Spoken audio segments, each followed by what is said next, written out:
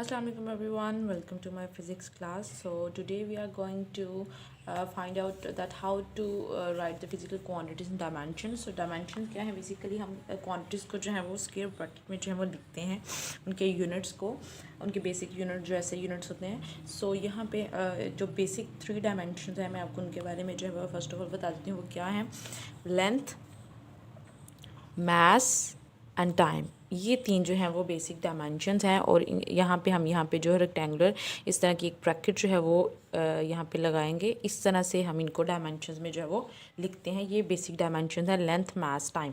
सो यहाँ पे हर जो टर्म है, ये जो मैंने टर्म्स कुछ लिखे हैं, इनकी डायमेंशन जो है वो आप कैसे फाइंड आउट कर सकते हैं वो मैं आपको बताऊँगी, आपसे शेयर करूँगी. फर्स्ट ऑफ ऑल जो टर्म है वो हम देख लेते हैं. वो हमारे पास क्या है? वेलोसिटी है. तो हम इन सारी क्वान्टिटीज़ को जो है वो इस तरह इन बेसिक डायमेंशन में जो है वो लिखेंगे. सो उसके लिए पहले हमें उनके यूनिट्स, उनके फॉर्मूलाज जो है वो पता होने चाहिए, फिर हम उनको जो है वो इस तरह डायमेंशन में लिख सकते हैं. So as you can see, first of all हमारे पास जो टर्म है that is velocity. So velocity जो है वो क्या होती है? वेलोसिटी का फॉर्मूला है, आपको पता है. वेलोसिटी जो है वो rate of change of displacement होती है, यानी कि d/t. ठीक है, यहाँ पे डिस्प्लेसमेंट जो है वो उसको d से रिप्रेजेंट कर रहे हैं. सो अब डिस्प्लेसमेंट क्या है? वो एक लेंथ है, क्योंकि हमने बेसिक जो डायमेंशन है उनकी टर्म में लिखना है इनको. तो जो वेलोसिटी, जो डिस्प्लेसमेंट है वो लेंथ है, तो उसकी डायमेंशन जो है वो क्या आएगी? एल आएगी. और टाइम की डायमेंशन हमने यहाँ पे देखी है, वो क्या है? टी है. ठीक है, ये डायमेंशन जब हम आपको बता दूँ, ये लेंथ के लिए और ये मास के लिए है और ये टाइम के लिए. ये 3 डायमेंशन हैं. सो यहाँ पे टाइम की डायमेंशन हम क्या लेंगे? टी लेंगे. सो इसको हम लोगों ने इन बेसिक डायमेंशन में लिखना है, एल, एम और टी में. सो एम चूँकि यहाँ पे नहीं है तो वो 0 होगा. एल यहाँ पे जो है वो 1 है और एम यहाँ पे जो है वो 0 है और टी यहाँ पे जो है वो -1 हो जाएगा. जब ऊपर आएगा तो हम इसको -1 लिखेंगे. और इस तरह से हम ये डायमेंशन जो है वो इसकी लिखेंगे, L1 M0 T -1. ठीक है. सो नेक्स्ट जो है हमारे पास टर्म जो है वो है, आप इसको जस्ट LT-1 भी पढ़ सकते हैं MCQs के लिए या वैसे याद रखने के लिए. सो नेक्स्ट हमारे पास जो है वो है acceleration. So as you know that acceleration का जो फॉर्मूला है वो क्या है? Rate of change of velocity. So it means that velocity का change with respect to time is called acceleration. So अभी हमने वेलोसिटी की जो है डायमेंशन जो है वो कैलकुलेट किए हैं, तो हम यहाँ पे उसको जो है वो लिखेंगे L1 M0 T -1. यहाँ पे अगेन टाइम की जो है वो आएगी डायमेंशन. सो ये टी जब ऊपर आएगा तो ये इस टी के साथ, पावर के साथ जो है वो -1 और नीचे वाली पावर भी -1, तो वो क्या बन जाएगी? -2. सो हमारे पास जो फाइनल डायमेंशन आएगी वो L1 M0 एंड T -2. ठीक है, ये बेसिक मतलब क्वांटिटीज है जिनकी आपको वैसे भी याद होनी चाहिए, आपको कैलकुलेट करने की ज़रूरत नहीं, आप डायरेक्ट भी याद रख सकते हैं वेलोसिटी एंड एक्सेलेरेशन की. सो नेक्स्ट हमारे पास जो टर्म है वो है पावर.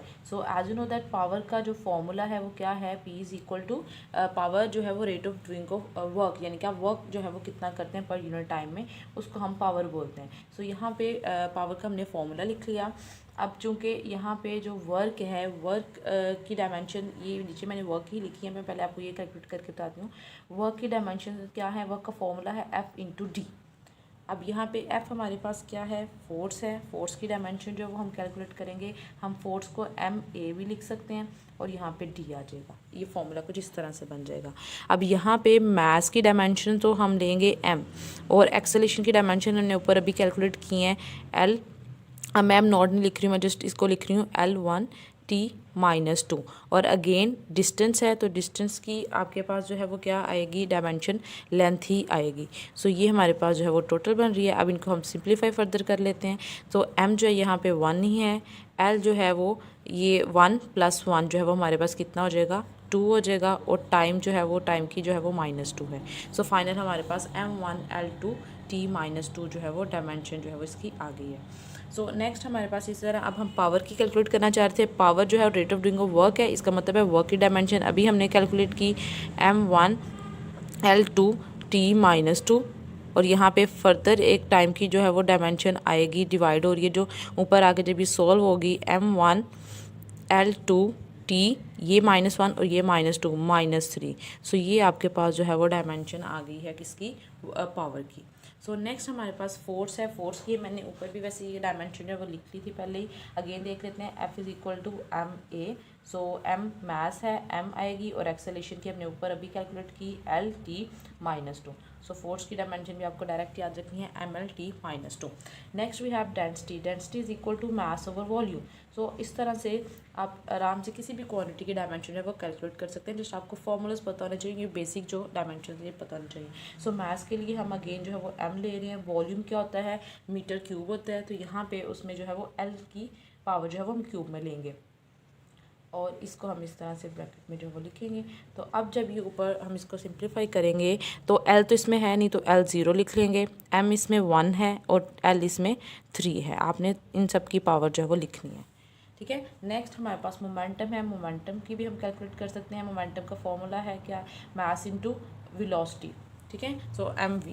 सो यहाँ पे हम मास के लिए हम क्या लेंगे, अगेन m, और v के लिए यानी कि वेलोसिटी की हम लोगों ने ऊपर कैलकुलेट की थी L1t-1। सो L1t-1, तो m की भी यहाँ पे जो है वो 1 ही रहेगी इसकी पावर। सो m1 L1t-1। सेम एज आप इम्पल्स की जो है वो कैलकुलेट कर सकते हैं। इम्पल्स का फॉर्मूला आपको पता होना चाहिए। इम्पल्स का फॉर्मूला है फोर्स इनटू टाइम, ठीक है।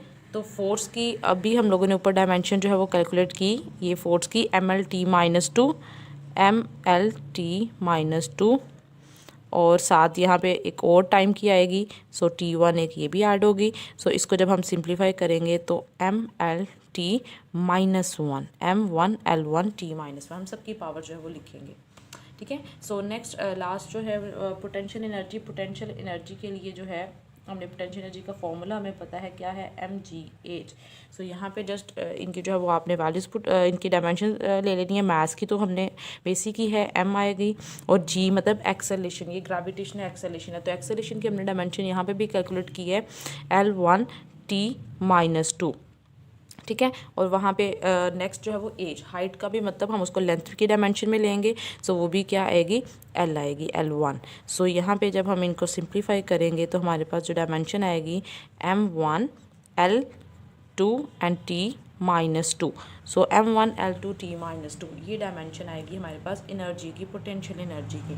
So this is how you can find dimension of any quantity. आप किसी भी क्वांटिटी की डायमेंशन जो है वो कैलकुलेट कर सकते हैं उसके फॉर्मूले से। आपको उसके बेसिक यूनिट्स में जाना है, और फिर बेसिक यूनिट्स के बाद आप उसको इस तरह बेसिक डायमेंशन में जो है वो लिख के आराम से जो है उसको कैलकुलेट कर सकते हैं। It's very simple.